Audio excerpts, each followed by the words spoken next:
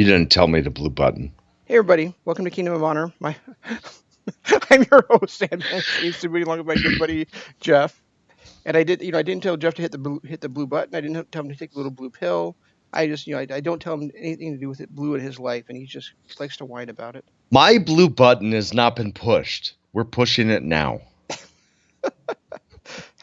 Well, I pushed all your other buttons, so Oh my it's god. up to you to push Yes, the you blue did. button. You have always pushed my blue buttons.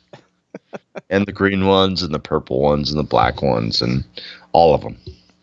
Anyway. So you asked me like right before we went on the air, Jeff, like what I thought of the Fatal 4-Way match for the NXT Please don't Championship. start me there. I don't want to start in a bad mood. Well, nothing I talked to you about is going to start you in it. All right. That's a good point. How That's awesome good. was that Hikaru Shida face Oh my mask I god. sent you the picture of yesterday? Yes. Shida, Holy Thunder Shida. Rosa stole the show again. That was an amazing match and easily the best of All Out. It was an amazing match. I'm not sure it was the best of All Out, but it definitely was an amazing match. Name one that was better. The tag title match? No. If I was going to say one that could have compared, might have been the Bucks versus Jurassic Express, but not for the reason you think it is. That was a good match too, but I knew this is where we were going to verge on it.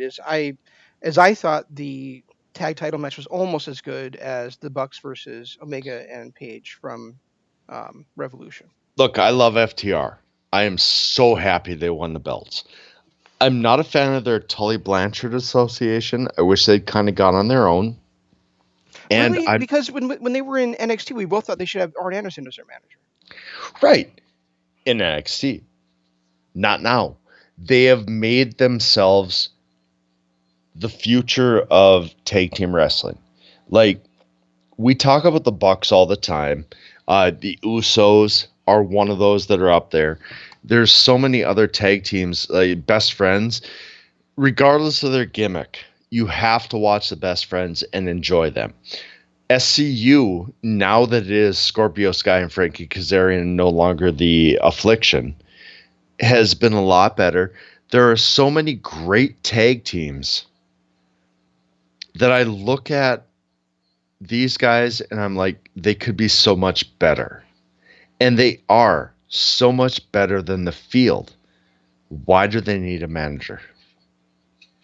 I don't think it's necessarily that they need a manager. I just think it fits them to have Tully Blanchard as their manager. With their role in AEW, I agree. I mean, I don't think you necessarily have to, need a manager in order for it to feel like a perfect fit. I mean, I would think, the team that recently got released from WWE, AOP, they needed a manager, but I don't think that FTR needs a manager as much as it feels like a perfect fit for them to be managed by either Blanchard or Anderson. True, very true. And with Anderson being the manager of the Nightmare family, or the coach of the Nightmare family, then it makes sense that Blanchard would be the guy to be their mentor.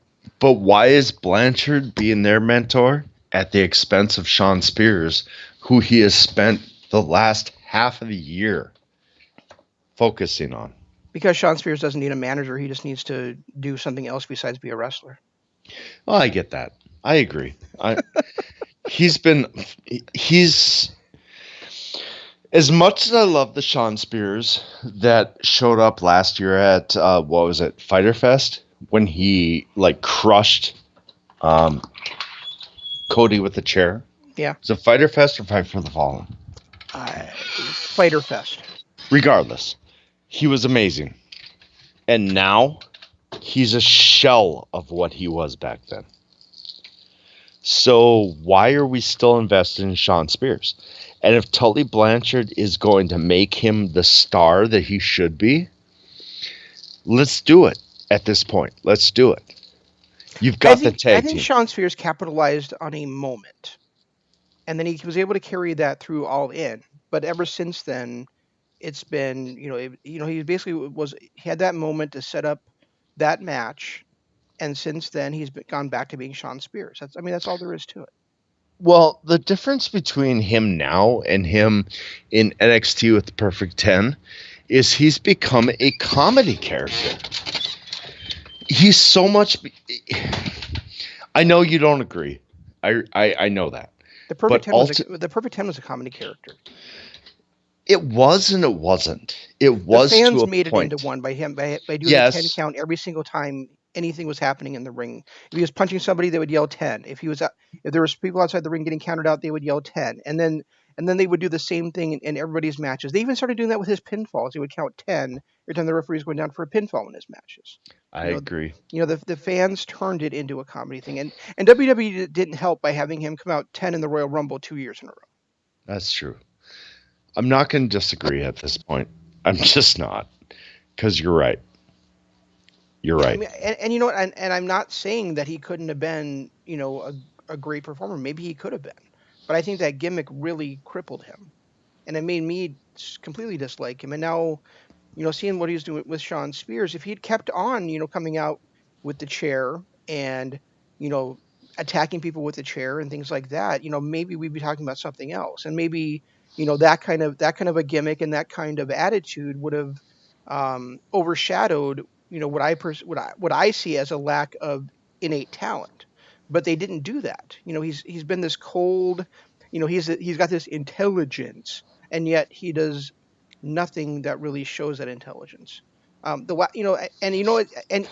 you're right. I've got this prejudice against Sean Spears, or this dislike of Sean Spears. But remember that he has done things that I've liked. I like the share shot of Cody. Yep. I like the entrance with with the chairman thing in the spotlight. I really enjoyed when he and was it him and Sammy Guevara that were a tag team a couple of weeks, and they were like See, playing off and each I other. hated that. That was I fun. hated that because it was Sammy as a comedy character, and I think Sammy can do both, but at the same time, I don't want Sammy as a comedy guy. And we're going to get to that in a few minutes when we discuss all out the rest of it. Eek. Well, you know what? If we want to get the bad stuff out of the way, Okay. we really should talk about the Sammy match, because that was, not only was it awkward, but it really could have been damaging to Matt Hardy's life, and not to mention his Right? career. But Right? that was, and I don't care if it was Matt Hardy's call or not. It shouldn't have been his call to make. No. I mean, that's why they have doctors on football fields now to tell quarterbacks they can't go back in a game The problem when they got the was bell rung. Audrey Edwards threw up the X before Sammy asked her to count to 10. That should have been the end. And then Sammy gets up after no bell rang. And he's like, count to 10, count to 10. And I get Matt Hardy wanted to get up. I get it. I get all of it. I get he's a competitor. He wants to put on a show, blah, blah, whatever. And they had also booked themselves into a corner there, but Right. they could have gotten out of that corner. We've seen people come back Because of, from a career-ending match before. but it wasn't, once the no contest was thrown up, he was out of that corner because they had so many loopholes. They had so many reasons to say, yeah, he didn't quit. He didn't retire. It was no contest. He was hurt. They had so many loopholes. The fact that they didn't ring the bell when Audrey Edwards threw up the X, because if you watch that match, as soon as Hardy hit that floor, she threw up the X and was done. It was done. Game over. And then Sammy's screaming, count to 10, because there was nothing. There was no ring bell. There was no announcement, nothing. So he's screaming, count to 10. So she does. And then Matt Hardy gets up. And I understand why clearly Matt not did. right when he did get up. Yeah, I understand why Matt did, because he's a competitor. But ultimately, he should not have gotten up. Plain and simple. Storyline wise. But I agree he should not have gotten up. But that's the same. That's the same thing. The argument about driving drunk is, once you're drunk, you no Yep. longer have that judgment to decide Nope. whether you can drive or not. Very true. Once you're concussed, you don't have that judgment to decide whether you should get up or not. And once he was concussed, all he cared about was the storyline. He had to win that match to stay in AEW, and that was the finish of the match. Had Sammy not gotten up and screamed, "Let's finish this, done, count to 10," I think it might have gone a little different if Sammy would have seen that X thrown up and realized what was going on. I think he would have just backed off. But when he was screaming, counted 10, and Audrey Edwards didn't back up her X and just start counting, I think that's what endangered Hardy more. Now, Matt Hardy, regardless of what you thought, was fucking concussed. Plain and simple. He looked like shit for the next 5 or 6 moves. They called the match again. And then something happened, and I don't know what happened. I don't care. But he convinced everybody he was good to go. They went out and they finished the match. But did you notice how rushed it was? Yeah, all they did was climb that scaffolding, and Sammy got thrown off. That was it. I think Sammy realized this is a bad spot to be in. Let's finish this. And he crawled up and he did his spot, and he did his, as Excalibur called it, hard right hand that knocked him out. And I'm going to give, as much as I think they should have stopped it when they did originally, I'm going to give Sammy credit because he rushed the finish, got to the end to save Matt Hardy. Yeah, and really, it does nothing for Sammy to be knocked off of scaffolding, to his doom by a concussed guy who is clearly not in his right mind. No, and you could see it when he was standing there at the end of the match. He had no clue where he was. Right. Yeah, I was pretty disgusted by that. And see, I mean, we had that. God, I didn't want to talk about this first. We should have talked about the 4-way. Simply because outside of the Shida versus Thunder Rosa match, I hated it all out. Hated it. Hated every part of it. I hated the Britt Baker and Big Swole. First of all, Big Swole, so you know I hate it. But that match sucked. The Bucks versus Jurassic Express was okay, but the Bucks with their full-on heel mode really annoyed me. And I'm going to get back to that. Then you had that Battle Royal, which was so many people blowing spots, so many people doing ridiculous. And I'm going to say that because of what was that guy's name? Matt Sydal?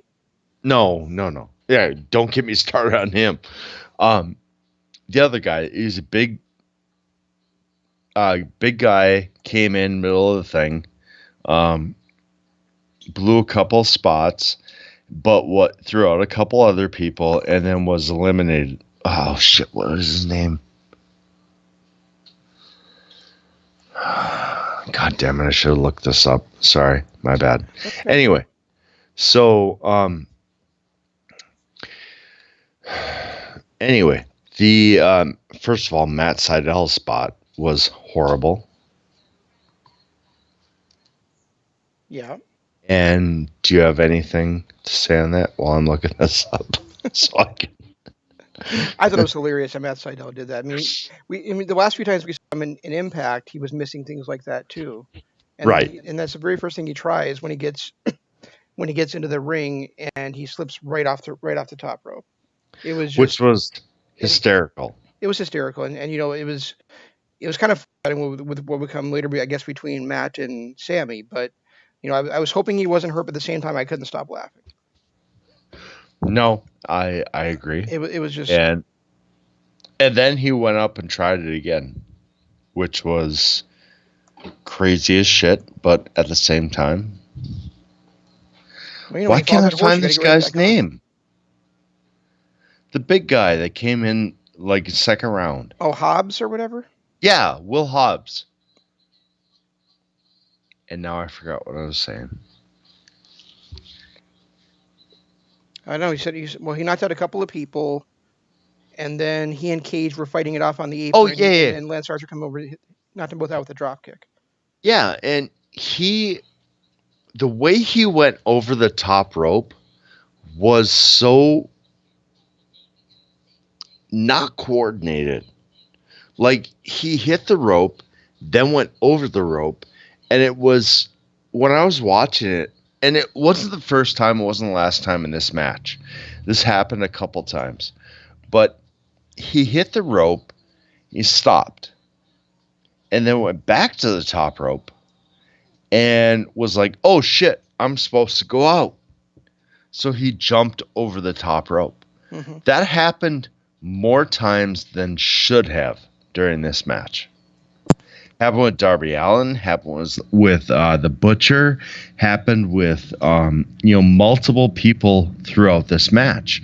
And when I'm watching this, I'm like, there's no believability to it because these guys are trying to make a statement, but ultimately they suck. I I don't know what else to say because literally they were not in position to be the storytelling they should have been. No, but I think that there were some good parts to this match. Not like I didn't enjoy the match overall, but I think they did a great job keeping Darby Allin over and Yes. setting up, Yep. keeping the feud between him and Cage and Starks going. They kept Cage looking like a monster.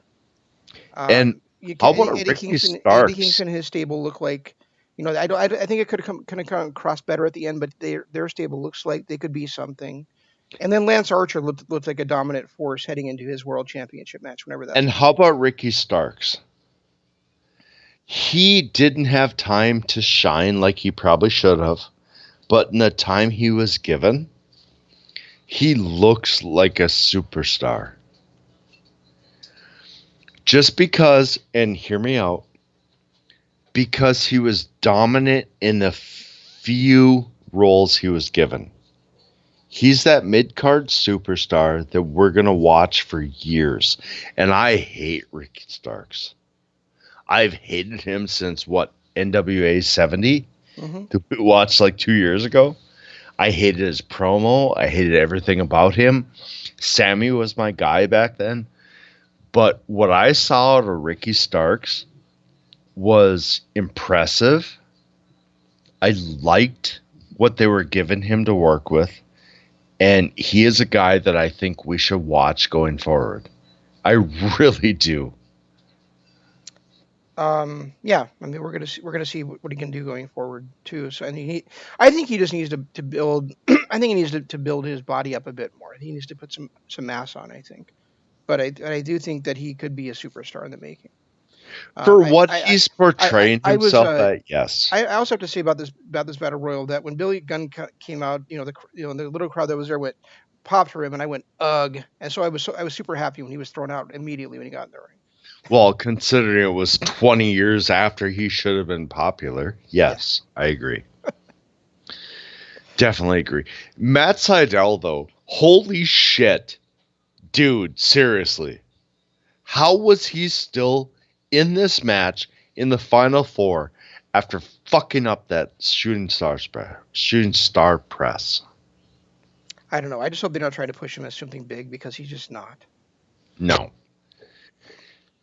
Um, Hasn't been for a while. about Starks, though, I would say about that whole scene though, even though I thought it was really cool, it also kind of defied logic. Like, why are the referee? And I know it's been this way in battle royals or Royal Rumbles for years, so I know you're gonna, and I know that's gonna be something, a disclaimer on that, but. Why were the referees not doing anything other than counting? Why were they letting him stay there and attack a guy that was out of the ring when Yep. everybody else they forced to the back. I agree. It's just bad logic. So, I mean, like I said, it does keep Darby Allin looking strong because he did not get eliminated legally in the match, but at the same time, being able to be attacked like that by Ricky Starks when nobody else was able to. Well, I guess at the end they did that too, where Butcher and Blade were there, but I mean before the Darby Allin spot and until the end, they didn't really let anybody do that. No, yeah. The other thing that really irritated me was Eddie Kingston being afraid of a bag. Did you see the snake ever? No. Ever? No. Not one time during that. Jake just holds up the bag, and Eddie's scared. And then they go back to fighting, and Jake holds up the bag again. Eddie's scared. And it drops down. Eddie goes back to fighting. And then finally, Jake holds up the bag. Eddie is scared enough to quit. What the fuck? Seriously. Well, you're right. We never... On one end, yes, you're right. We never saw the snake. He was technically scared of a bag. On the other hand, Jake Roberts has been around for 35 years, and he's always. But we never saw the snake. But we did for the last 35 years with the same type of. We didn't see it tonight. We did not see it. Oh, we saw a bag with something wriggling in it. Oh, I'm gonna jump off the apron because I'm scared. Well, I guess I can equate that to being scared of a gun, even though you don't see somebody load a bullet in. No. Yeah. No. He was scared of a bag. If it was anybody else doing that with a bag, I would agree. But since it's Jake the Snake Roberts and he's been doing that with that bag for 35 years, I just really can't agree with you on that point. Regardless, it's a bag with a snake in it. No, there's no. Who cares? It's still in the bag. Regardless, snake in the bag. It's not like a gun in a bag where you can still shoot through the bag. It's a snake in the bag. That's true. Yeah, why would he be scared of a snake being inside of a bag? In a bag! Yeah. Yeah, I can see if Jake was taunting him with it and being like, I'm going to take the snake out of the bag if you don't give up. But he wasn't. He was just kind of showing him the bag. If he had started taking the snake out, he probably should have taken the snake out. Yeah, you have a point there. Sorry, I mean, that was my thing. If he had taken the snake out, if there had been anything to advance that. But he just holds a bag up there. Oh my goodness, a bag. I'm scared. So I'm going to jump off the whatever because there's a bag. Boo, what's up? What? Okay. Right, like this. Sorry, child. Like that.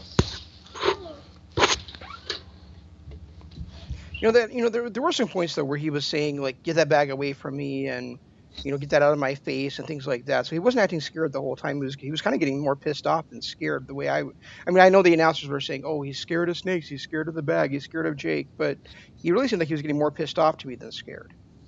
And that's fine. I would have been okay with that. But the way the finish happened, he had to have seen the snake to fold the way that he did and let Archer win. I think the part that pissed me off the most was that Jake Roberts is just standing there holding a bag up and just holding that bag up and more holding the bag up. That's the part that pissed me off. All right, fair enough. I'm just saying. I think we said bag and snake enough times on the night show. So. No. He held that bag and pretended there was a snake in there and held that bag up. Have we gotten there yet? I think we've gone far enough. Fair enough. So getting back to the next match, which was the match we started off with, Sammy Guevara versus Matt Hardy. Okay. One more thing about that match is Who thought it was a good idea to spear somebody off of a scaffolding into through a table? No, it wasn't a spear. Did you not hear that? Oh, wait. What was it, a You're, tackle? you're talking about the scissor scaffolding, not the... Okay. It was a side effect. No, Matt Hardy went for the side effect, and then Sammy threw him off. Remember? I don't know what it was. It was a bad idea. Yeah. Very, It really was. very bad idea. That never should have happened. And that should have been the end of the match. She threw the X up. Ugh. Yeah. To me, it was two questionable decisions one after the other. One of them to do that move in the first place, and the second one to let the match keep going afterwards. Yeah, to not call it when she threw the X up.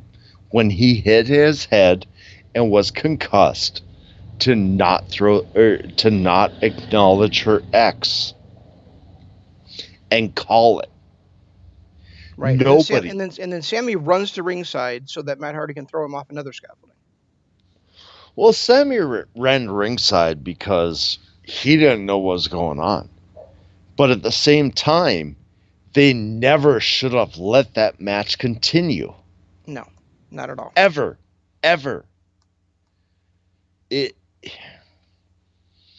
As much as I want to see carnage and great wrestling and whatever, at some point you need to protect the wrestlers. And this was a perfect point. She threw the X up. It was done. They never should let it continue. No, they should not have. The next match we already talked about was, one of the best matches of the night. In your opinion, the best match of the night. Oh, it was. Hikaru Shida defending her AEW Women's Championship against the NWA World Women's Champion Thunder Rosa. And this kind of started my thing about the three title matches on this show, in that I felt like they were completely the opposite of the bullshit you get from NXT. Yep.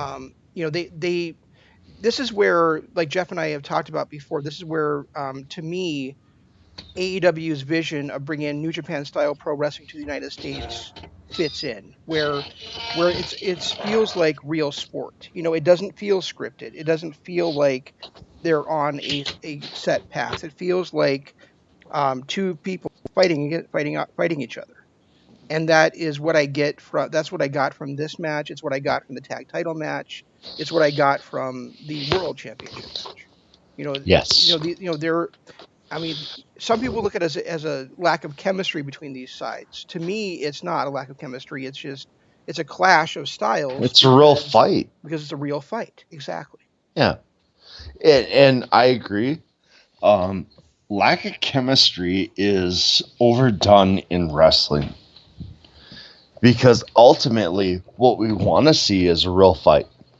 Yep. And we saw that with these two. This was easily my favorite match of the night.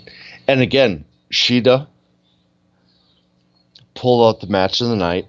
What, 4, 5 straight pay-per-views? Big shows, at least. Yeah, she's fantastic. Yeah, and fantastic.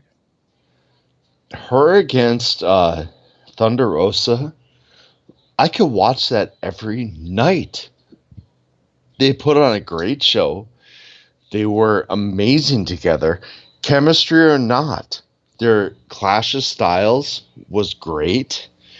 The fact that they went out there and did what they did was great. I loved everything about this match. I did too. Everything. I do. God, I still have a problem with JR being a commentator for this promotion. Don't get me wrong. There were a couple missteps he did. Like during the Sammy Guevara, when he's like screaming at Audrey Edwards to count, and Excalibur had to say, she's already on 4. Yeah. Exactly. What the fuck? Seriously, come on, JR. Yeah, it's not like the crowd was yelling 10 and you couldn't hear it. Come on. Right, exactly. And then like when Shida hit the Death Valley Driver, um, for that or not Death Valley Driver, but the Michinoku Driver, for 1 count. He's like, well, the thing about the Michinoku Driver is you've got to have your opponents worn down. You got to catch them by surprise. Why? You're slamming them down on your head and neck, knocking them out. Right. You idiot. Exactly. Exactly. God. Oh, I can't stand him. And Tonight, this show was the first to me, time. the one rough part of that match was him saying that about Shida's finishing move. There were so many times during this, and I actually, when I'm watching this, going, I know Shane hates him, but seriously, he can't be this bad.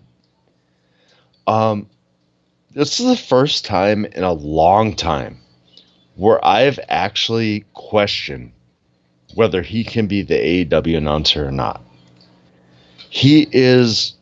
There were so many missed spots. There was so much fighting with fuck, I can't think of his name. Excalibur? The other, yeah, Excalibur. It was hard to watch. Because when I'm watching this going, why are you correcting him when you've blown these 4 spots? Well, and that was another part of this match too, where he said, if Thunder Rosa wins, she'll be a double champion, and Excalibur says, well, no, actually, she'd be a triple champion because she's also the Tokyo Joshi Pro Princess champion. He goes, and he's like, oh, excuse me, how could I not know that she was a Tokyo Joshi Pro Princess champion? It's like motherfucker, just sit back and let yourself be educated. I went, wow, she is, and you went. And you got offended because somebody educated you about something. I mean, shut the fuck up, you old drunk piece of shit. Yeah, exactly. And he just annoyed me. Like always. But he annoyed me. Yeah. Anyway. I think I've said this for quite a while, but I mean, I would much rather it be a 2-man booth between between Excalibur and Tony Schiavone. I agree. Hell, Sammy would probably do a better job than him too. Yeah, and so would Jericho. We tried that experiment. Jericho runs his mouth way too much. Too much, yes, but okay, yeah, too much. Anyway, I actually was interested here. Another thing I was interested here is like, where is this alliance going to go between the NWA and AEW? I mean, are we going to see, are we going to see Nick Aldis appear and defend or challenge for the AEW World Title, or is he going to defend the NWA World Title on one of these shows coming up? So I mean, it's very interesting because they've lost Matt Lagana, so they really have no creative direction right now. So it'll be interesting to see how far this partnership keeps going.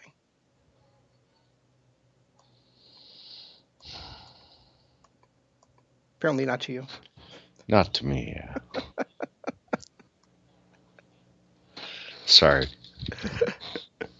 I mean, anyway. I know that you're dying to see a Thunder Rosa defend her NWA Women's World Championship against Big Swole, at least, right? Oh.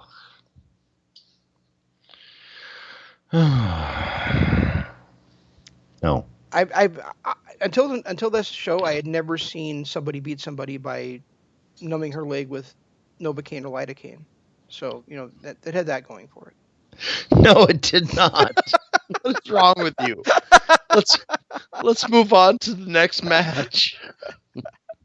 Omega, Page, FTR. Are we gonna skip the 8-man then? Yeah.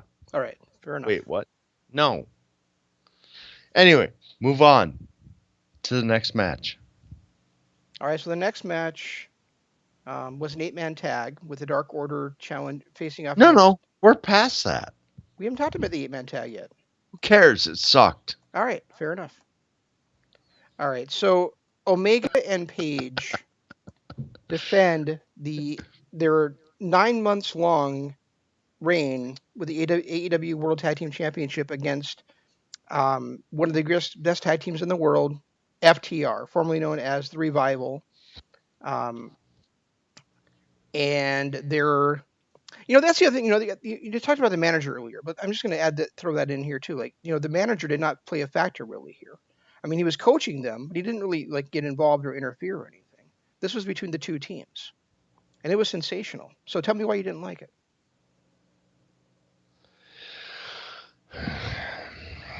I liked it. I thought it was good. I didn't think what they could deliver, though. I felt like all four guys could have gone above and beyond what we saw and rivaled the Omega Page versus Young Bucks match. Which they did. No. Yes, they did. No, they did not. They were telling a great story in there. We see Page, trying to make up for his mistakes. Trying to make it up to Omega, trying to make it up to the Elite. Being in there taking all that punishment and absorbing all that, and then Omega, constantly coming in to rescue him, like we've seen in the past in their matches before. We saw FTR be FTR. I would say that that just like pretty much every other match on this show, this was maybe 5 minutes too long.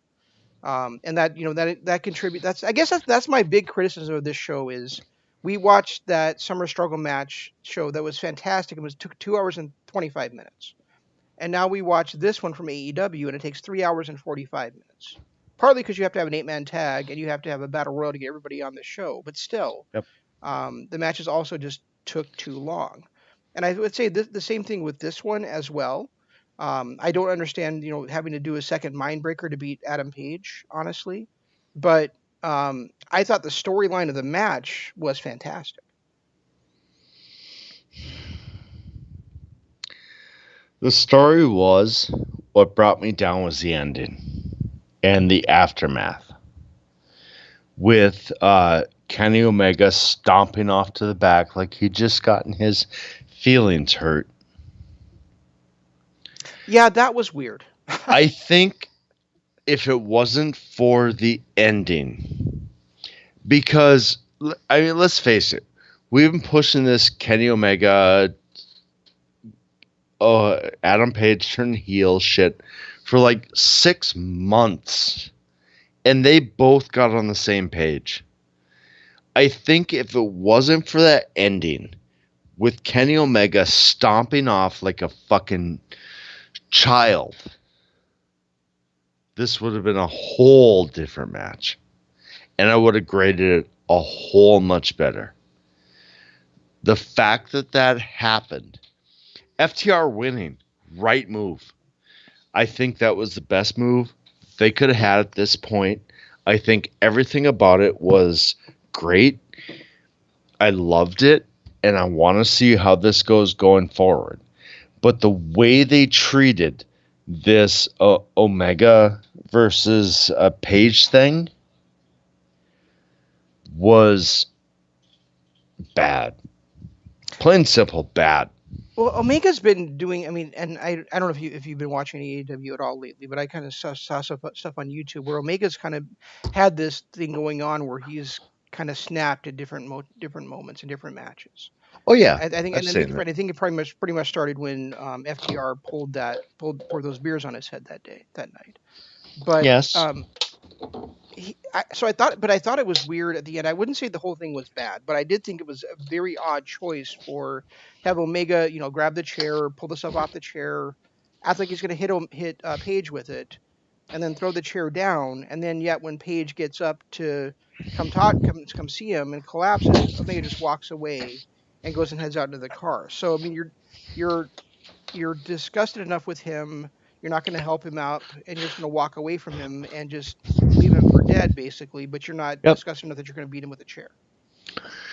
See, that was where my problem came in. You either do the full heel turn or you don't.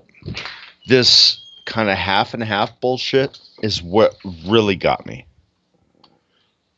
Well, and that's the other thing with the Bucks too it's just I think it's just to set up what's to come next, and so I mean in that sense it probably did its job. But the Bucks, had told Hangman a week ago or 3 days ago, whatever it was, you're out of the Elite, Right. and now on this show, they're trying to talk Kenny out of leaving, and they don't, and they, they decide not to go with Kenny and to go back into the arena. So, um, is Hangman still in the Elite? Is Kenny still in the Elite? Where's all this going to go? I guess and you're right. We've been seeing them kind of fracture for the last 6 months, but now Here's there's the actually now there's problem. actually some now there's actually some real momentum behind Here's the problem.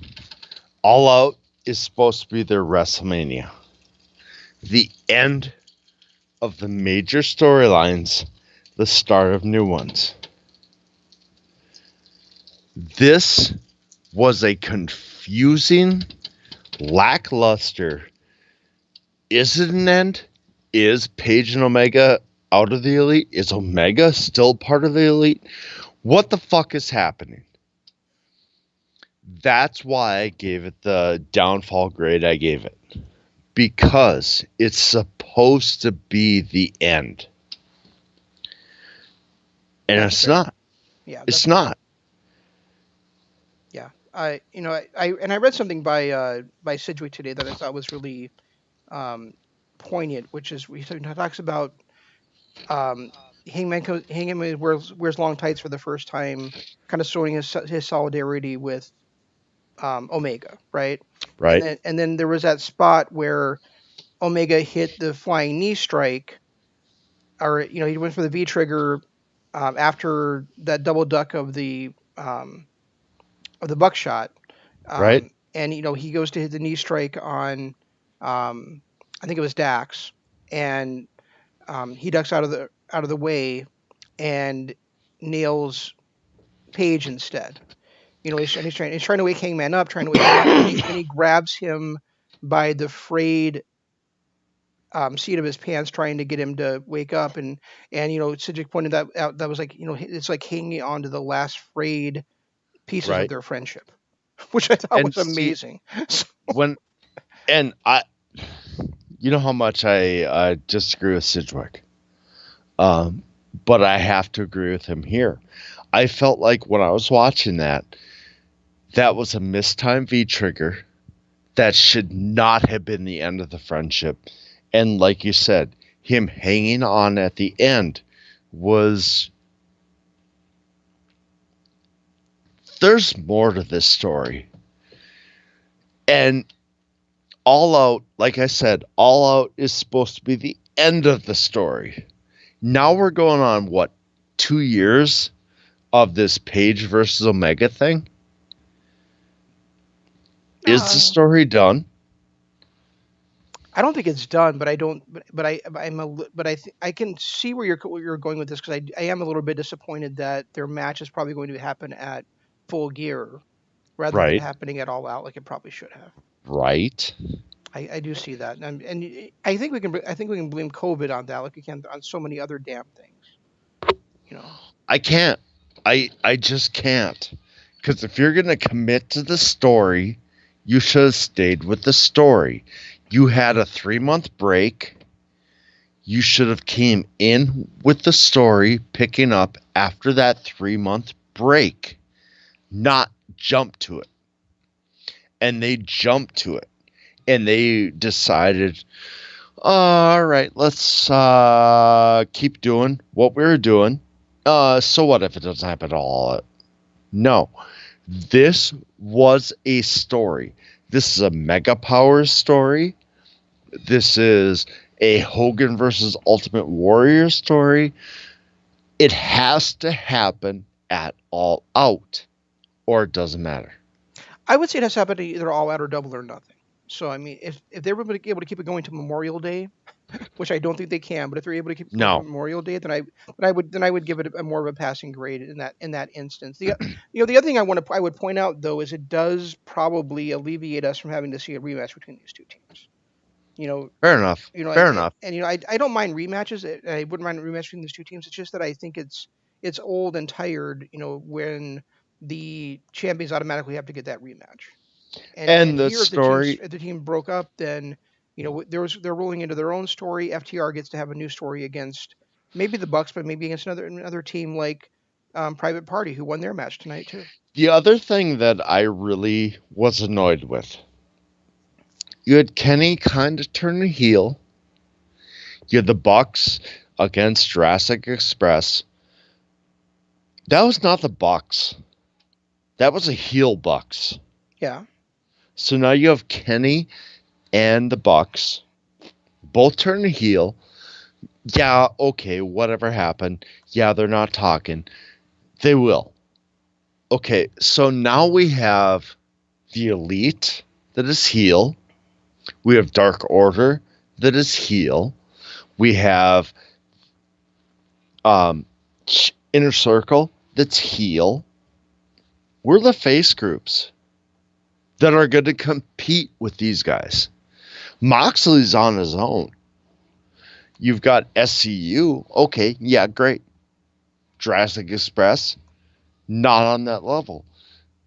You have 3 to 4 face factions and then 1 face champion against 3 overpowered heel factions. Where does it go from here? Yeah, that's a fair point. There's also that, whatever stable that Dustin's leading too, if they're going to stick together. But who knows? It doesn't count. That doesn't count. All right. Because you also have Tully Blanchard's stable that he's putting together. You have Cody and Arn and their stable that they're putting together. Team Taz. Yeah. You have Team Taz. It's and all. And then you got Eddie Kingston's stable. Yep. You have all heel factions in AEW. Who are the faces that are going to combat them? Good question. I'll check in a bit. Good question. I'm just saying, we're getting to a point where we have too many heel factions, nobody that can combat them. You have SCU, and Best Friends, and Jurassic Express. That's the end of the face factions. Right there. That's the end. So who's going to combat the big dogs in AEW? Well, do they need to? I mean, we already saw the Elite defeat Inner Circle, and it didn't really change anything. The Elite did, yes, but the Elite is now heel. But you're missing my point. My point is, we already saw a big face versus heel stable, huge match, and it didn't change anything anyway. All right, fair enough. Inner Circle still dominates people. Yep, fair enough. I agree. Fair enough. I'm not going to say that I really liked the next match, but it was certainly better than I thought it was going to be going in. So I was pleasantly surprised by it, and I thought it was great having Cassidy beat Jericho. I agree, because I like Jericho now that he's been around for 40 years? Wait, 20, 30? How long has he been around? Since like 94, right? So 26 years? He's been around long enough to make stars. Mm-hmm. And that's he's the demo god. Yeah, and he does it, though. That's the thing. And what he did with Orange Cassidy was amazing. Cassidy, I remember telling you a year ago, like, who the fuck is this guy? Why am I watching him? Yeah. And Jericho, over the last 3 matches, has made him a superstar. If he can continue what he has done, Orange Cassidy will be a main event player in less than a year. I agree. That's the big thing is because now who's going to, and that's I think a lot of this stuff on the show is just going to depend on like what comes next. Like maybe with what comes next with the Hangman Page storyline, it'll make sense, and we'll look back on this. It'll what Page did at the end will be what Omega did at the end will end up being great. And this same thing I think with this Jericho Cassidy match, like as even though I don't think this match really came together well, and I feel like there was so many spots that would have been better if there wasn't that pinfall and submission thing thrown into it. Yep. Those last moments where Cassidy hitting the orange punch and then doing it a second time to knock Jericho into the mimosa was fantastic. It was just one of those great moments you see in pro wrestling, those great star elevating moments. Yep. And so the question is now, what is the follow up? What does Cassidy do next to follow it up?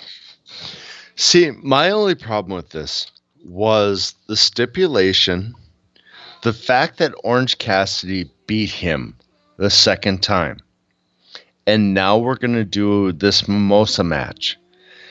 I think had Cassidy just left well enough alone and had Jericho not done this Mimosa match, I think he would have been so much better off. Whoop-whoop. Why? Because of the comedy stipulation of this match. I guess, but I mean, he also embarrassed Chris Jericho with that comedy stipulation. Yeah, but it's still the fact that we're trying to get Orange Cassidy. And yes, he's a comedy guy. Yes, his sloth-like, whatever demeanor is a comedy thing. But we have seen him go against Rey Mysterio, or not Rey, Rey Fenix Jr., or Rey Fenix, Pentagon, Pac, now Jericho. At some point, his comedy character is his character, but yet he can still go. Yeah. And I felt like this match was a way to say, hey, Orange Cassidy is still the comedy guy. Yeah, he can go, but he's still the comedy guy. I totally disagree. Completely disagree with that. It's fine. They never played any of it for laughs. I mean, it was brutal. They were both trying to submerge each other. There was never, there was never a spot where I felt like they were going for laughs in this match. Maybe I need to watch it again, and I will for next week. But what I felt like this whole Mimosa match and Jericho, I mean, Jericho can do anything. Plain and simple. He can do anything. He can do comedy. He can do real matches. He can do, you saw his shit with Shawn Michaels. He can do that greatness. But ultimately, this match to me was more comedy than anything else. I think you were thinking of that going in, and you just let it bias you. Possible. I'll watch it again for next week, and I'll give you my opinion. I'll look at it again without the comedy filter, and I'll tell you what I think. All right. The main event of this show. Please no. I just want to say that they said going into this match, they didn't say if the referee sees it. They didn't say if he gets disqualified for using it. They said if Jon Moxley uses the paradigm shift in this match, he loses the championship. Yep. And he used the paradigm shift. And that's my biggest complaint about this match. I get it. The match was great. Okay. The match itself was fine. MJF bleeding a little too much, but I get past that. The fact that Moxley resorted to cheating, which is MJF's thing. Yep. Pissed me off to no point where I can't buy this. No, what should have happened is he should have grabbed that ring, thrown it into the crowd or something, and should have just bit the living shit out of MJF.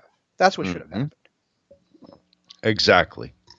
The fact that he hit the paradigm shift and cheated to win negated this entire match.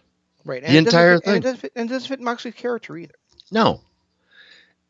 He's the badass guy that's going to beat the hell out of you. He's not the badass guy that's going to cheat you out of a win. And that's MJF's thing. MJF is the guy that will cheat to win and does cheat to win. Right. The fact that Moxley cheated to win ruined this entire thing.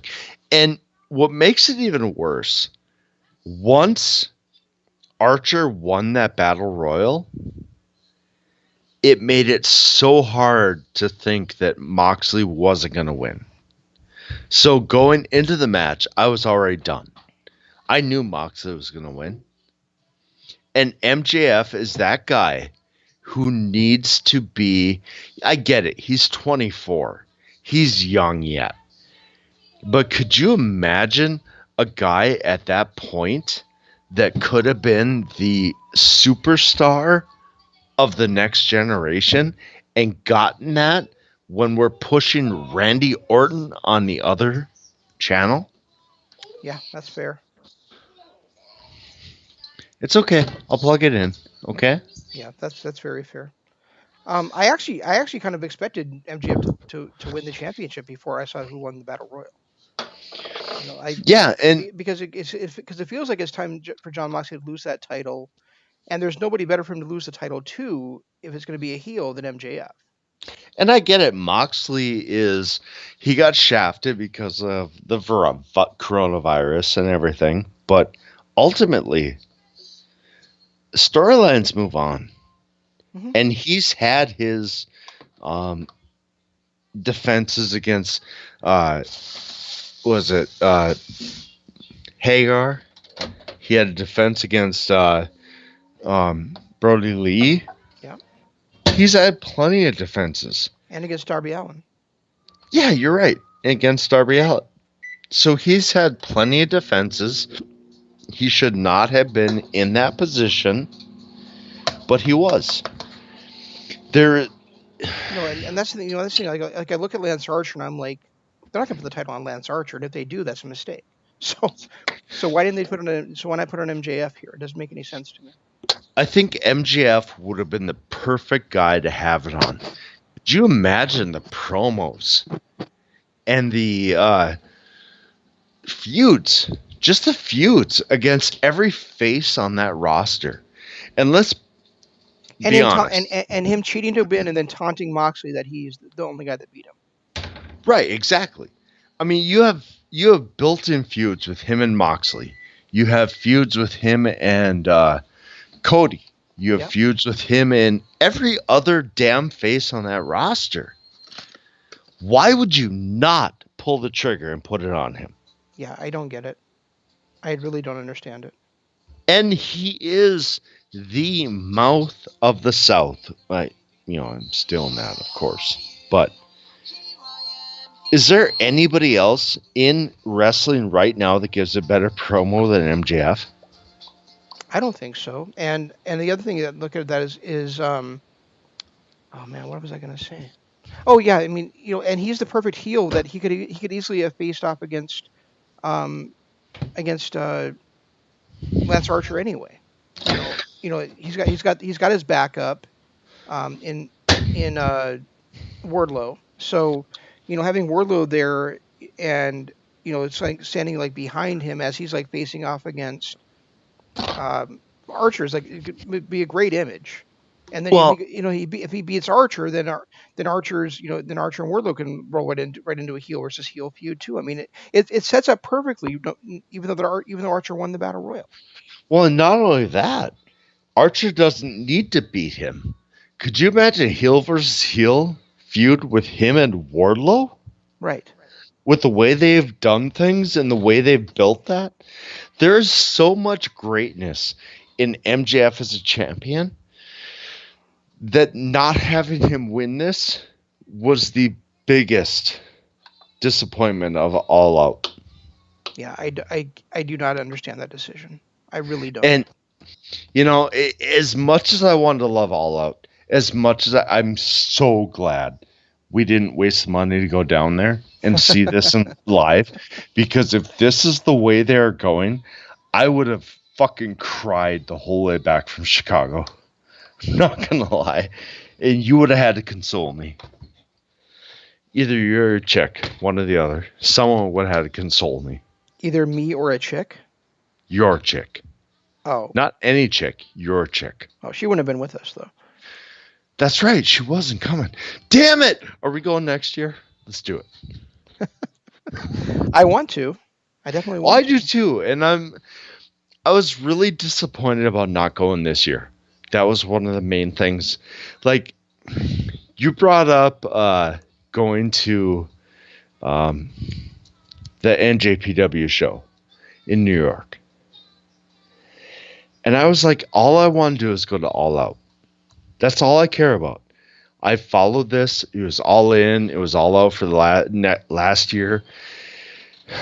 There's so many greatness about AEW wrestling, and everything I've seen about it makes me want to support it. But then they have shows like this, and they're how many gimmick matches do we have in this show? Too many. That's your answer. Nail match. We had the It doesn't matter. Royal Too match. many. We had the Too many. Mimosa Mayhem match, and then we had the Broken Rules match. Yeah, too many. And you know that's the other thing. Like the Broken Rules match did not have broken rules in it. No, it didn't. It was a street fight. It was the last man standing. Yeah, you're right. It was last man standing, and ultimately, nobody cared about it because Hardy got hurt and they shouldn't have completed it.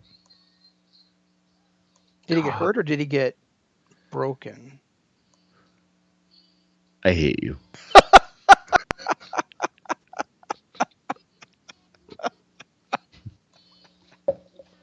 Just saying, I hate you. I mean, and my thing with all out was that I really wanted to go there, but I also looked at the NJPW. So I'm like, when are we going to get to see the NJPW Madison Square Garden? The whole time I'm watching this, it's kind of a weird thing to think about. It was weird because I watched this, and I love you for buying it, and I watched it. I watched the first half. I watched the second half live. The first half I watched actually today because it wasn't available. But regardless, you bought it. I didn't have to pay for it. I love you for that. It sucked. I also watched. Even if it sucked, and I don't agree that it sucked, but I know that I'm in the minority on that. But even though I don't agree that it sucked, even if it had sucked, in my opinion, I would still rather spend the $50 on this than anything WWE puts out. I will agree with you 110%. I was just about to say that. There is nothing WWE has put out. There's nothing Impact has put out. There's nothing Ring of Honor has put out in the last year that can compare to what we saw on AEW All Out. Plain and simple. It had its problems. There were issues here and there, but ultimately, as much as I hate to say it, because I really want to see the New Japan style of wrestling back, and I don't think they've had that since they started, but ultimately, All Out is the best pay-per-view I have seen in 2020. Really? Better than Double or Nothing? Yeah. Okay. That was hard, though, because Double or Nothing was good. It sucks, but it's the best pay-per-view of 2020. I just felt like, in a way... All right, I need to watch Double or Nothing again. Okay. I just think it's hilarious. I think it's hilarious to say it sucks, but ultimately it's the best pay-per-view of 2020. I mean, it was okay. Jeff? It was better than other companies' pay-per-views in 2020. All right, that's fair. Okay, all right, we're good there. All right, Arlo, mac and cheese. Come here. Well, speaking of other companies. Oh no, can we not talk about this because I hated it? I don't think so because I think it's fucking ridiculous. You have first of all, when I talked about how AEW feels like real fighting. Right. The NXT World Title match did not. No. Especially when all four guys get a pinfall within 10 fucking minutes of each other. And I get why the first or why the last champion was not a part of it because he's injured. That's why it's held up. Yep. Why was Keith Lee not a part of this? He was the champion that just lost. Why was he not a part of it? He's not in NXT anymore. I don't give a shit.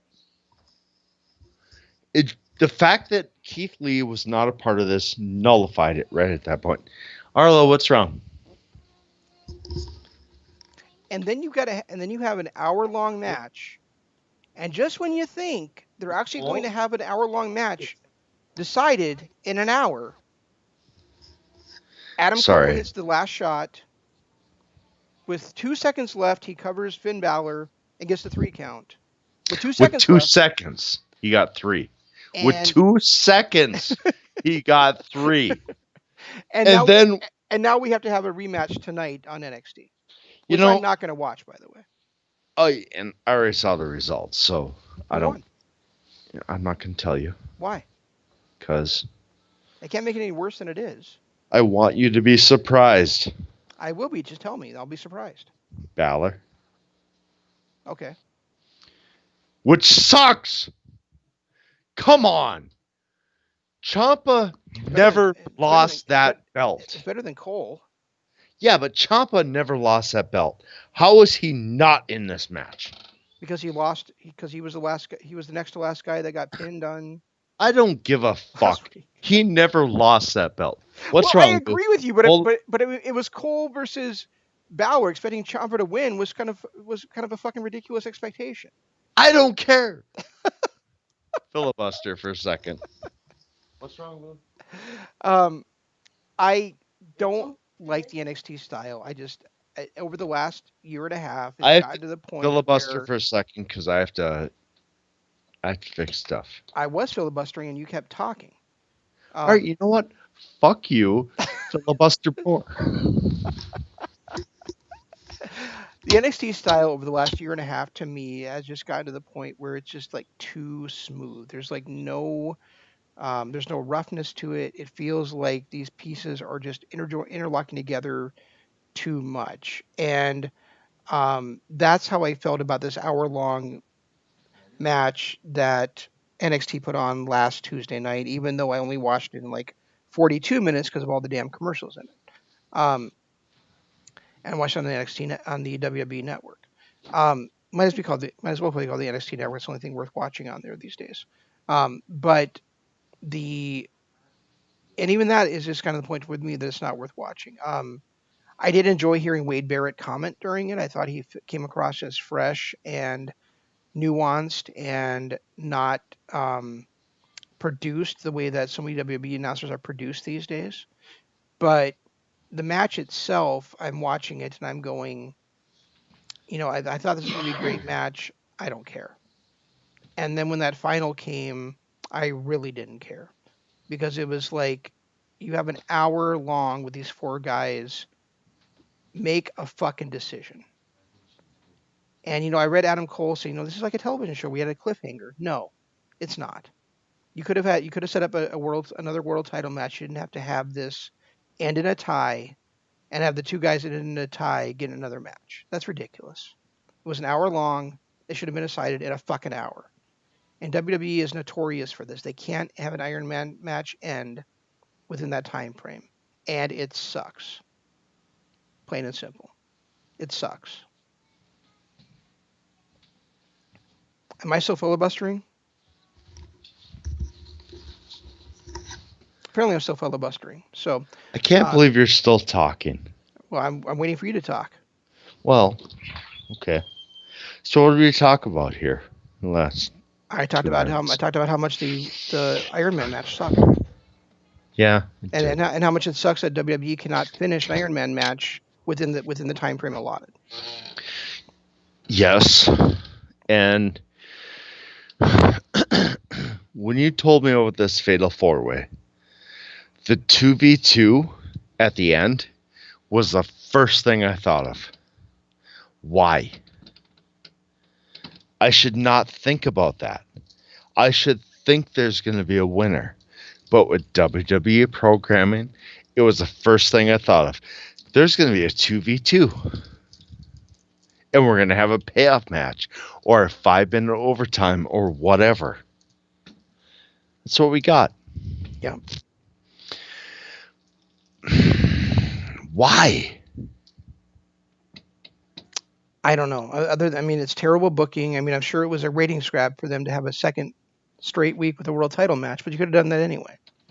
You could have Right. had a decisive winner, or even you could have had a winner and there'd be some controversy in it, and you still don't bait and switch the fans, and And you still we don't bait had and you still don't mess up the gimmick.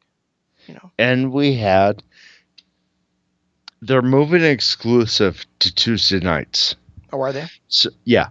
So now we have Raw on Monday, NXT on Tuesday, AEW Wednesday, and SmackDown Friday.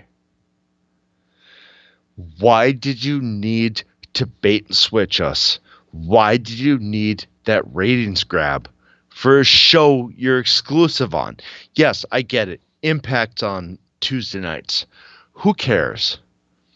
They're a third, maybe a quarter of the viewers NXT is. Why do we care? Why do we need this? Why can't we have a definitive winner? I don't know. It's just bad booking. Yeah, I agree. It just, I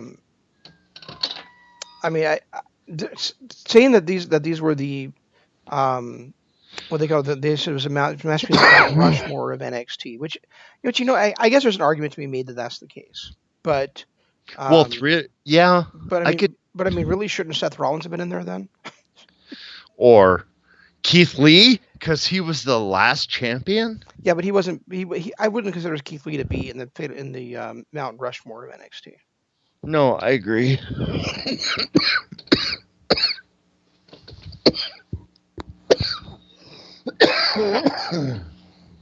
I can see the argument for these four guys being in there.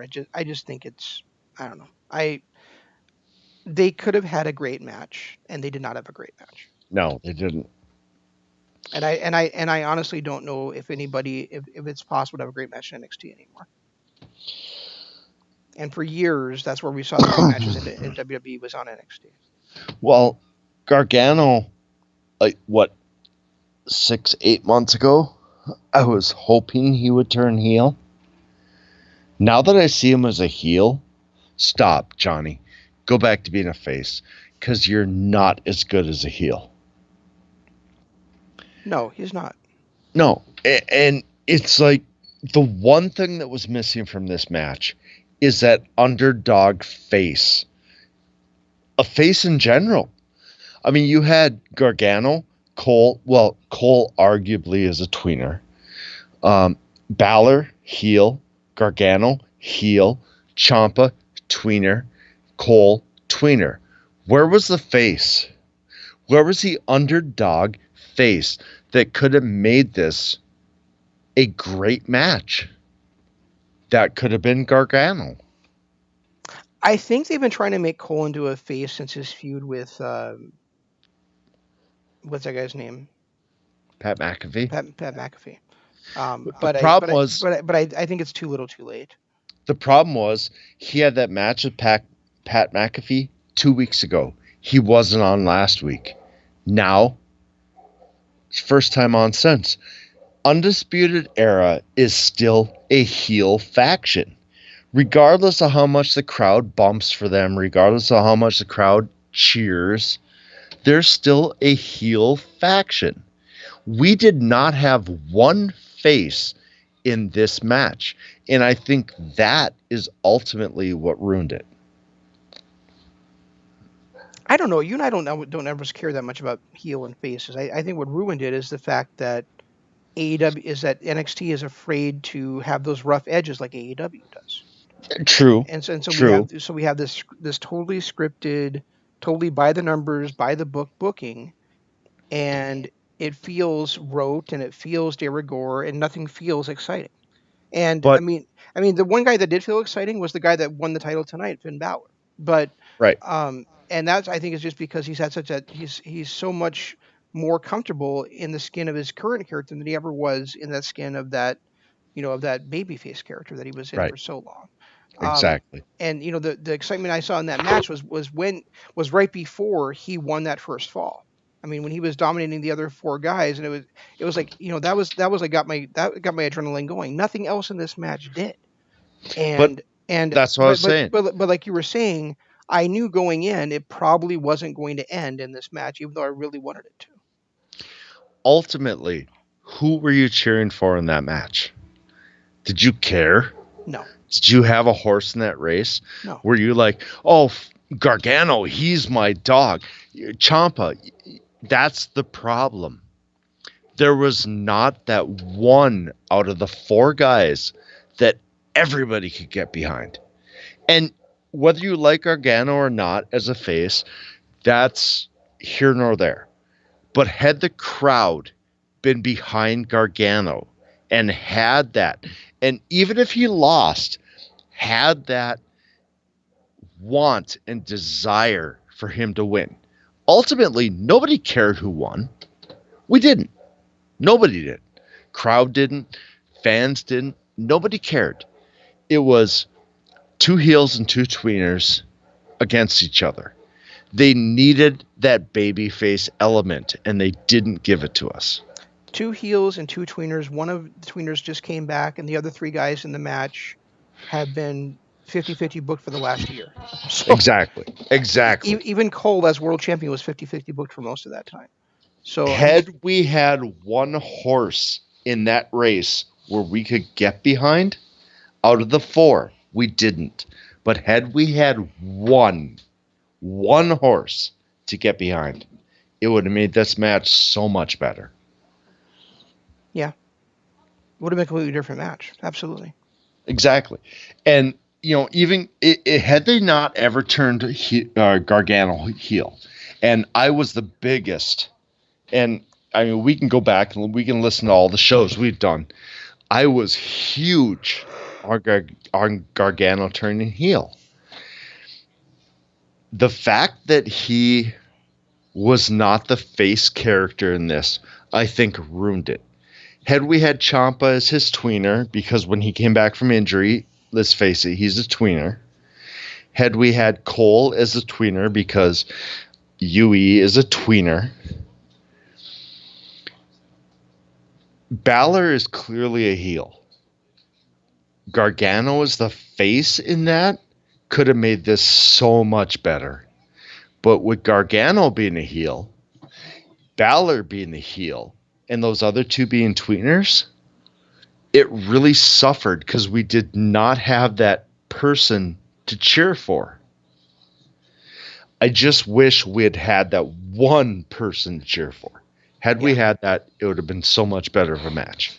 Yeah, well, one person to cheer for would have helped, and I think also like one person having momentum would have helped, and none of that was true. Yeah, you're right. That too. That would have worked too. So I mean, I guess I'm glad that Finn Balor won tonight, but at the same time, do I really care that much? No. And see, to me, out of the four guys that were in that match, Balor is the one guy that I wish didn't win. Because there's such a story in Balor as a heel, finally as a heel, which we've wanted for years since he left NJPW. Balor as a heel chasing that title. The problem was, out of the four guys, there was no one he could be a heel against. No. And honestly, I am not as gaga on Adam Cole as everybody else is. So I am, and I'm not. So for him to become the champion again tonight would have just, even though I really don't care that much, it would have just kind of been like, I would have rolled my eyes and went, yeah, whatever, more of the same.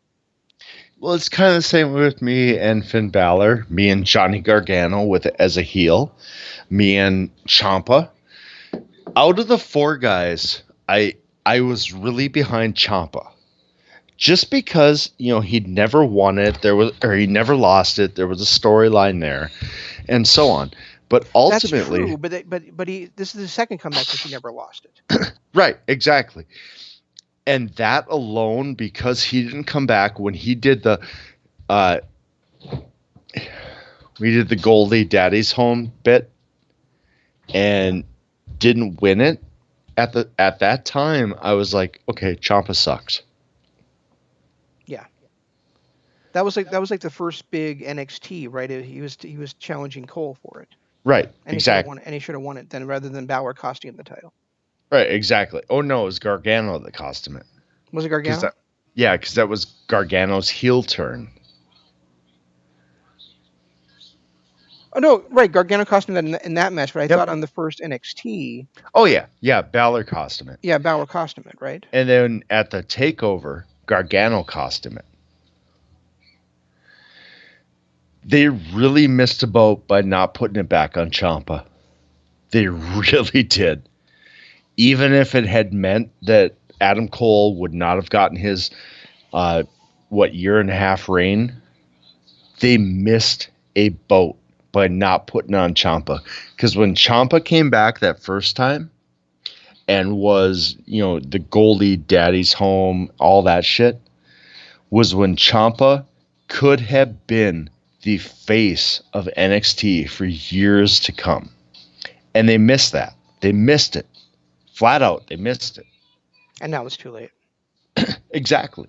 Yeah. It's like Savage as WWE champion or WCW champion. They just missed the boat.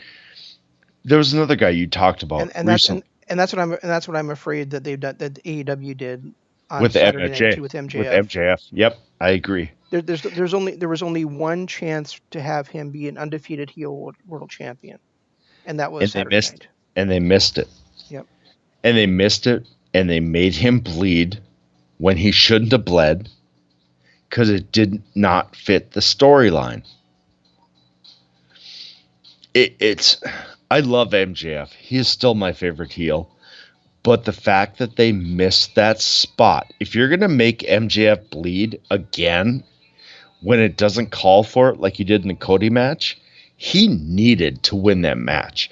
At the very least, having Moxley do a MJF impersonation by beating him with a underhanded cheating move undermined everything MJF has done to this point.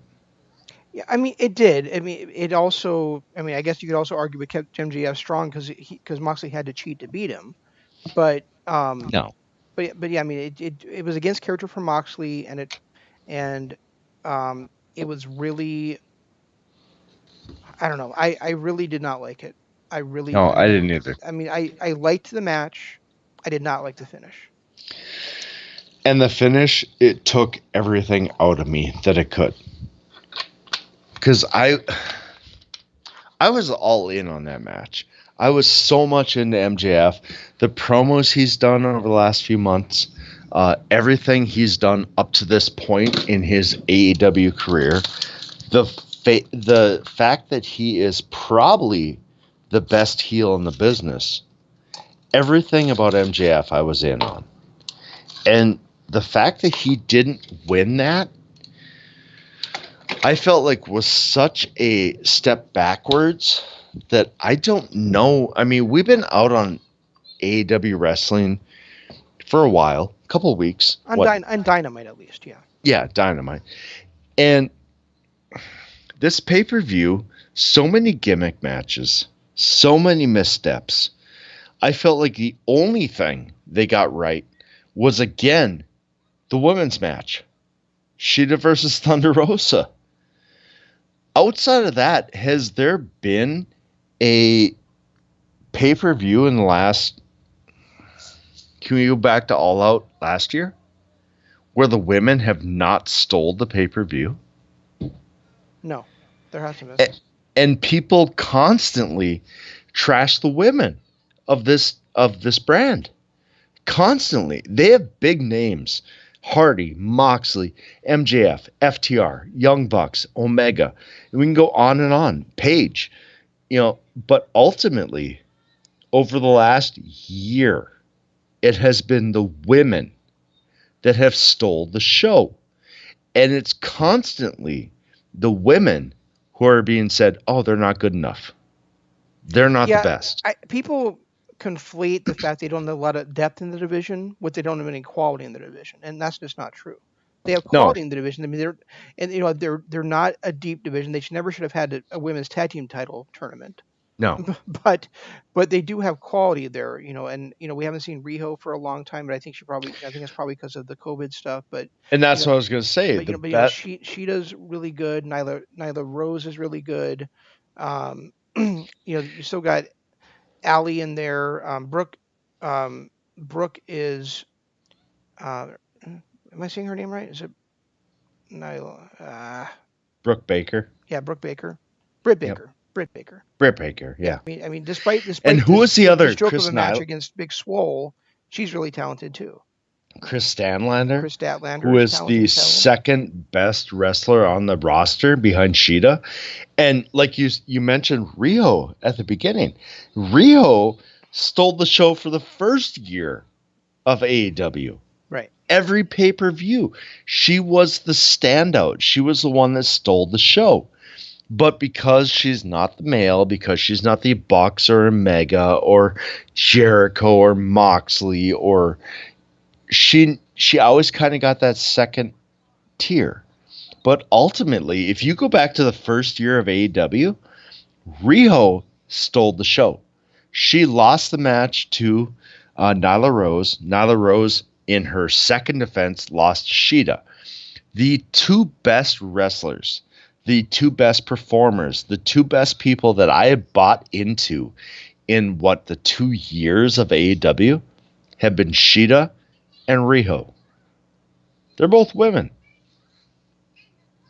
Yeah, I would say that until COVID, Adam Page was up there too. But yeah. Well, I mean, Adam Page was, yes, as the best male. But ultimately, when I look at every show that has happened, it's either been Riho or Shida. Yes, Adam Page, week to week, Adam Page is still probably, like, I will put him up against every other wrestler. And I've said this before. I think the fact that we get to watch Kenny Omega on a week-to-week basis and see how great he is and how great at storytelling, regardless of the horseshit storyline he's in, like it's been, like this last weekend, or just standard run-of-the-mill Kenny Omega going out there and performing, is still the day-in, day-out best male wrestler on the roster. Adam Page is a close second. But if you're going for the best performers on that roster, from day one, it's Shida and Riho. Yeah, I agree. And I'll take that. I love Page. I love Omega. But I will take Shida and Riho any day over those two, because I think they have, day in, day out, anytime they're on the camera, have stolen the show, have performed better than anyone, and I will give them my nod every day of the week, even over the two best male performers, which is Omega and Page. And how ironic that they were the two that were in the one-on-one women's singles match at All In. I mean, Yep. I mean at the first All Out. Yep, exactly. Exactly. Nyla Rose won the battle royal, but they were the two that fought it out to see who would face her for the championship. And they tore the house down then too. Yep. And if it wasn't for all the male performances and the fact that, we were so gaga about it, when I look back at that show right now and watch it again, that was the best match on the show. They stole that show, but we were so gaga over everything else that happened, we didn't notice it. And it's sad because you hear people all the time talking about how weak that division is, how Thunder Rosa can make that division. Are you kidding me?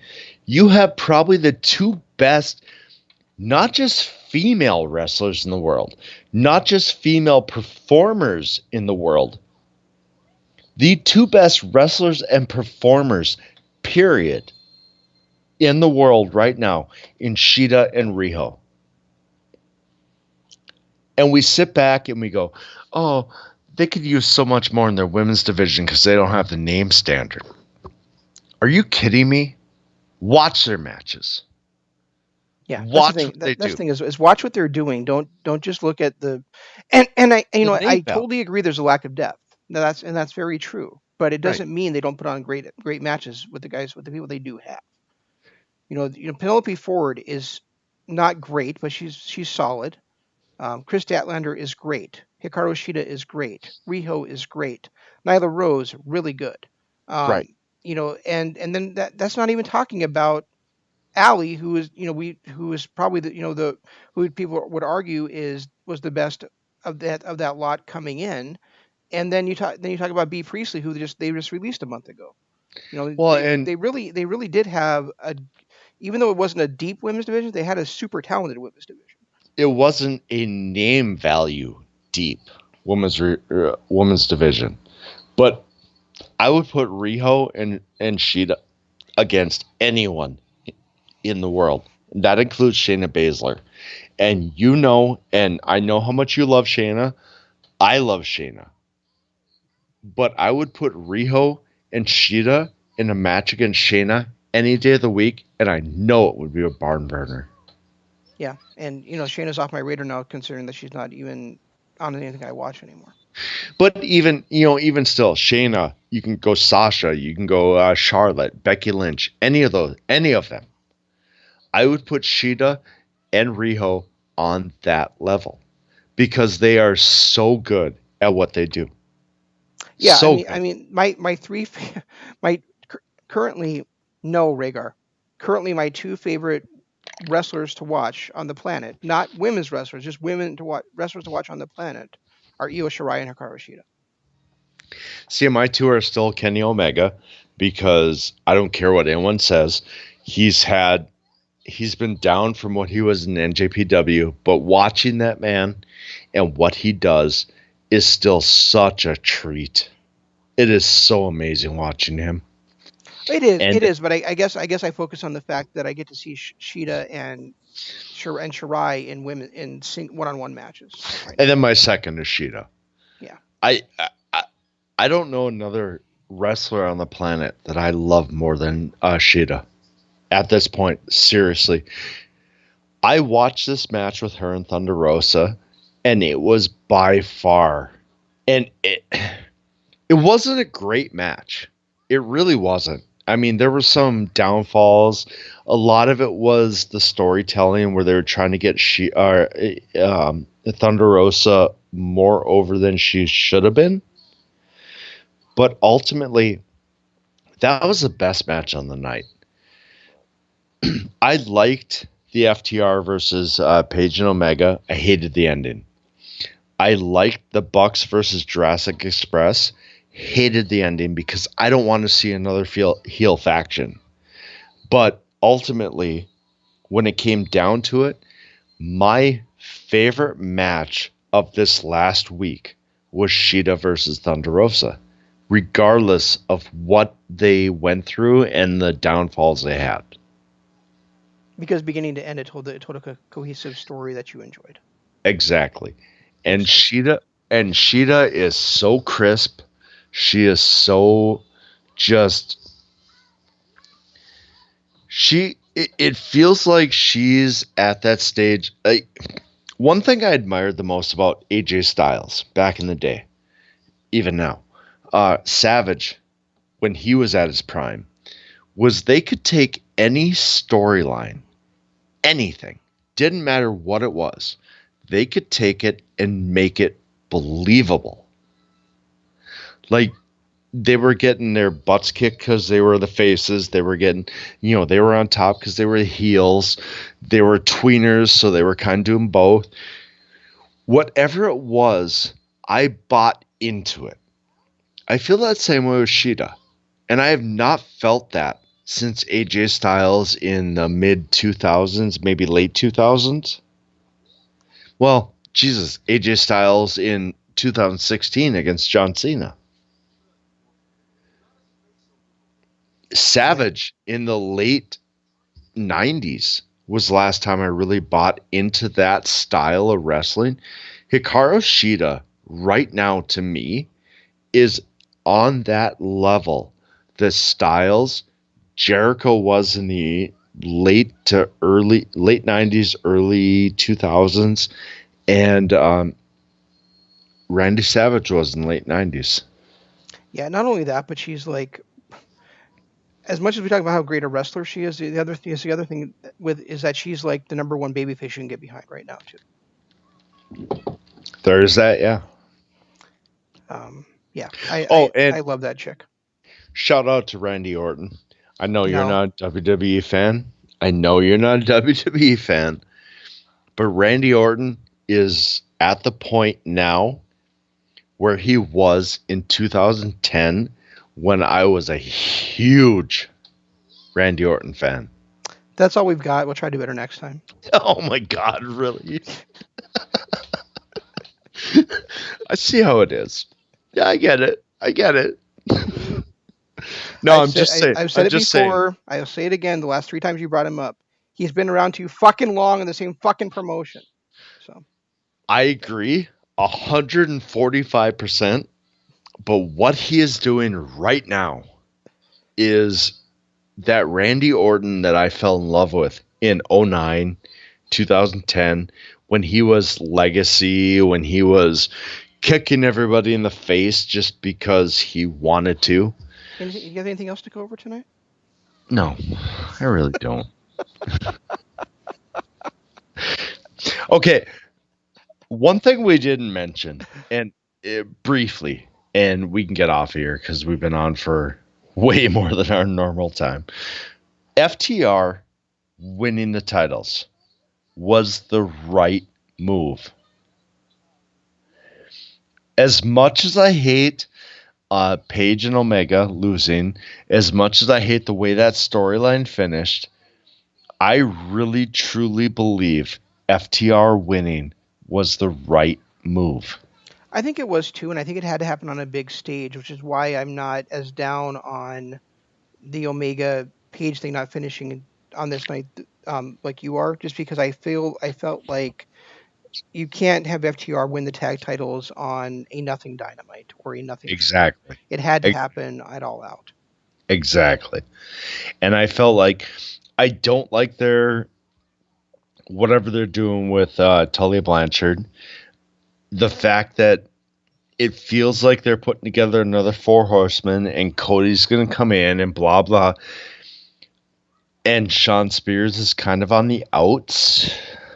I was about to say Shawn Spears cannot be part of a 4 horsemen. No, I agree. I agree fully. I think if we're going to do a new 4 horsemen, it has to be FTR, Cody, and then we need somebody that can be a heavyweight title holder. Because I love Cody, but storyline-wise, everything-wise, he's not that heavyweight title holder. So, the new 4 horsemen, I'm going to throw it out there. We got FTR as the tag team. That's Ole and Arn. We have Cody as the mid champion, Tully. And then we have MJF as the heavyweight title holder, a la Ric Flair. Okay, if you say so. Just saying. You have anyone else throw in that threesome? Well, we already talked about the fact that they should have pulled the trigger on MJF tonight. Since they didn't, it's going to be a while before they do, and I don't see him being a Ric Flair to I don't see Cody taking a second fiddle to MJF either, who he's been feuding with, right? Or who he's already feuded with. They already have such a history. So it makes you sad. It really does. So I not necessarily disagree with you. It's just that I don't see it happening. No, so Cody would be the heavyweight title holder, and sadly, as a heel Cody, Shawn Spears would be that middleweight guy. What's the point of Cody turning heel when he's already been heel for the last year? To you and me, yes. To everyone else in the world. Well, everybody else in the world needs to pay attention. please go back and listen to the last year of our programming, because we have been calling Cody a heel for a year. A year. Just saying. Anyway, Patreon. That's where we have all our exclusive and our archives. Patreon.com/Kingdom of Honor. Greatness happens there. And then Twitter. You can follow us. I'm at Regi Co-op. He is at Zamman LOP. And use hashtag KOH for everything you do. Yes, you should. Make sure you stay tuned to the other shows here on LOP Radio. IMS LOP Radio Adventure coming on multiple nights as far as I'm aware. And of course WWF The Legacy Series and anything else we got going down the pipe. And check out IMS. You got to hear our opinions on All Out today, but check out IMS from the Aftershock show if you haven't had a chance to yet. Which I am sorry I missed, because I really wanted to do it, but I had kids. That's all we've got. We'll try to do better next time. This is Shane saying long days, pleasant nights, and Jeff saying goodbye.